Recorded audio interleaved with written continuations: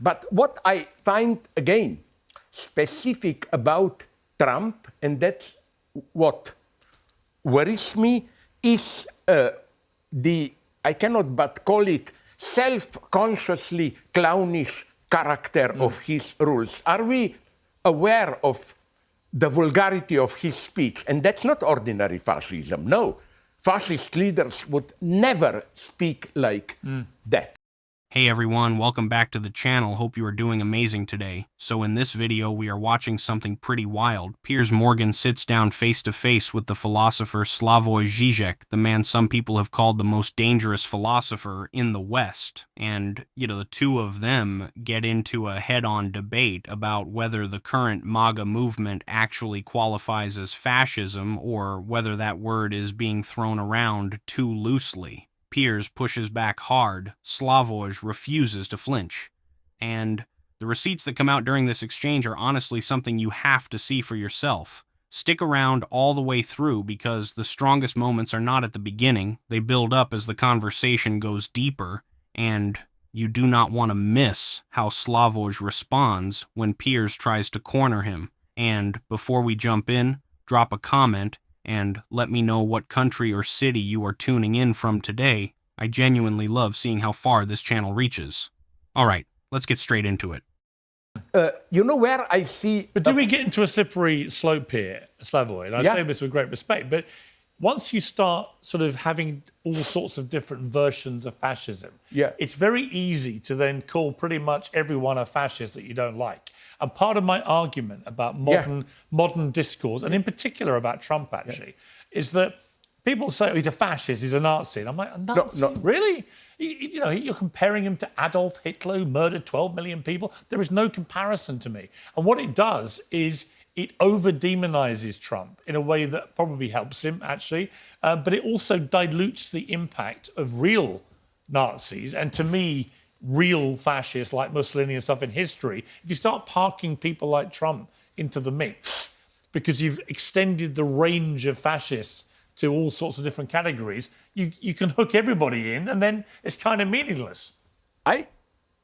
We agree more than it may appear here, because what I'm trying to do, and this many people will like, is not to demonize people like as fascists, but to water down and dilute the notion of fascism. I think the true tragedy, again, is the wariness, inability of Western liberal democracies to effectively act and solve problems. If you want an example, I think we should talk about it. One, it's, Salvador Bukele. Yes. In a very brutal way, he arrested tens of thousands and so on. We know what he did. But the effects were felt in 2 years. And now, in the last 3 elections, he won almost with communist numbers, 80% and so on.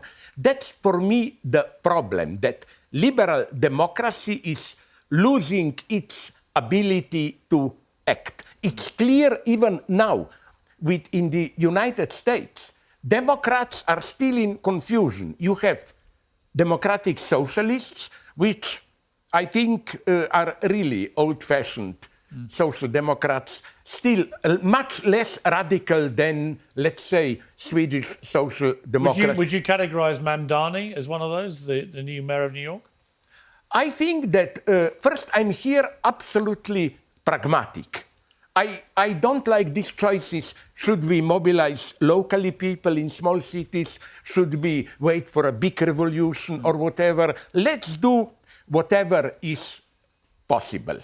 But the reason I am tempted to call Trump a very specific kind of fascist, and I will immediately go into it in what specific sense. Namely, all the fascist leaders that you mentioned and others, they, of course, functioned in a different way. They were with this false dignity, untouchable, no criticism, and so on. While the way Trump acts, I like to characterize him in another way. you know, Trump likes to attack the left as multiculturalist, confused, historicist, self-contradictory. Sorry, but if there ever was a historicist relativist, it's Trump. And although I don't fully follow him, what I like about somebody like Bernie Sanders, with all my critique of him, is that Bernie, nonetheless, as a person, not private, but how he acts, isn't he a model of common, ordinary, decent guy who speaks calmly and so on and so on? That's what we need. I think that But you said, so in 2016, you said that... This right here is the moment Piers tries to play philosophy professor with a man who has spent his entire career inside actual philosophy, and it does not go well for him. You have to understand, the second Piers leans into the slippery slope argument, the second he goes, calling everyone a fascist dilutes the word, Slavoj just calmly takes that exact framing and turns it into a weapon against him. And the way Slavoj does it is brilliant. He goes, I agree, we shouldn't demonize everyone as fascists. The real problem is that Western liberal democracies are too weak to act. Slavoj said this. The true tragedy, again, is the weariness, inability of Western liberal democracies to effectively act and solve problems. That is the move. He just reframed the entire argument. Piers thought he was going to corner Slavoj into admitting he was being lazy with the label. Instead, Slavoj told him the label isn't the problem. The weakness of liberal institutions is the problem. And here's the part that blows my mind. Slavoj then drops one of the cleanest one-liners I have heard about MAGA in a long time. He pointed out that MAGA people love to attack the left as confused, multiculturalist, historicist, self-contradictory. And then he just goes, sorry, if there ever was a historicist relativist, it's this president. That is a surgical strike, because what Slavoj is saying is, every accusation MAGA throws at the left is actually a confession about themselves. The whole movement is built on flip-flopping positions, contradicting yesterday's policy, denying what was said last week. They accuse the left of having no fixed values, while having literally no fixed values themselves. And let me break down why this matters. When a respected philosopher who has studied authoritarianism his entire life looks at modern American politics and says the leader of MAGA is the most relativist figure in the room, that is not a partisan jab. That is a diagnosis. Piers wants to keep this conversation about Mussolini and uniforms and military parades because if we keep the definition narrow, his guy is safe. But Slavoj refuses to play that game. He keeps pulling the conversation back to behavior. How does this person actually govern? What are the patterns? What does his rhetoric reveal? And then Slavoj does something even smarter. He brings up Bernie Sanders, not to endorse every policy, but to show the contrast. He calls Bernie a model of a common, ordinary, decent guy who speaks calmly. That is what he says we need. And honestly, hearing that hit me. Because we have been so conditioned to think loud means strong, vulgar means authentic, chaos means leadership. Slavoj is saying no. Decency is leadership. Calm is leadership. Speaking like a human being instead of a reality show host is leadership. A Trump victory might be for the best in America. Yeah. Because it would disrupt the liberal center and force a radical reorganization of the left. I mean, I would argue that what it did was provoke this kind of crazy new far left, woke kind of left, which I've argued repeatedly actually became, in the way that they behaved and spoke, very like the fascists that they professed to hate most. In other words, they wanted to censor free speech, cancel and destroy people and imprison people that they didn't agree with. They would support ridiculous non-scientific things like transgender athletes in women's sport and so on. And in other words, once you start denying science and biology and censoring free speech and so on, actually this is all very fascist if you start wanting a state to enforce all this, right? I tend again to agree with you. I criticized from the very beginning wokeism, political correctness, whatever you call them, not because they are too radical, but I think this is a typical, for me, wokeism is one of the ways of how to talk a lot and pretending to change things without really changing society. What did this politically correct feminism effectively do to make women's lives better?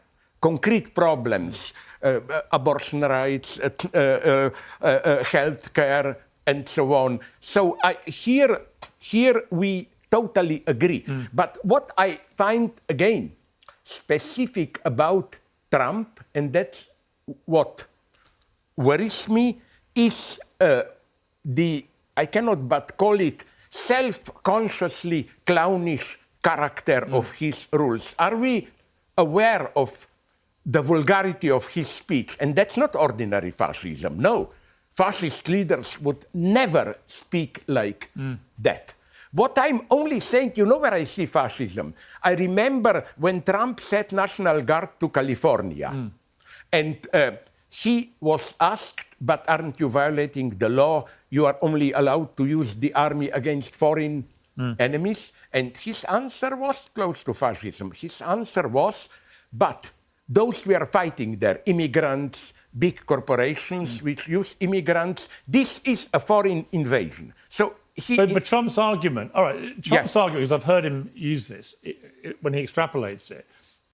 Okay, this part is where Piers really tries to flip the table. He goes all in on the woke left equals fascism angle. He says the far left wanted to censor free speech, cancel people, deny science, and according to him, that itself is fascism. And look, I will give Piers this much credit. There are valid critiques of certain excesses on the far left. I am not pretending those debates do not exist. But here's the part people don't realize. Slavoj actually agrees with him on that, and then immediately pivots back to the bigger point. Slavoj said this: wokeism is one of the ways of how to talk a lot and pretending to change things without really changing society. That is a devastating critique, but notice where it lands. It lands on performative politics. It does not let MAGA off the hook. Slavoj is not saying both sides equally bad. He is saying performative left politics is empty. And then he goes right back to the actual authoritarian behavior of the current administration. And this is where the segment hits the bullseye. Slavoj describes the current president's leadership style as self-consciously clownish. He talks about the vulgarity of the speech. And then he drops the line: fascist leaders would never speak like that. You have to understand what Slavoj is doing here. He is not saying the president is exactly Mussolini. He is saying the model has mutated. The authoritarianism has put on a costume. It is now wrapped in TV ratings and insult comedy and reality show theatrics. The danger is dressed up as entertainment, which makes it harder for people to recognize. And then Slavoj gives the receipts. He brings up the National Guard being sent to a U.S. state. He brings up the legal pushback that the military is only supposed to be used against foreign enemies. And what was the justification given? Slavoj said it perfectly. The answer was that immigrants and big corporations using immigrants count as a foreign invasion. Let me sit with that for a second.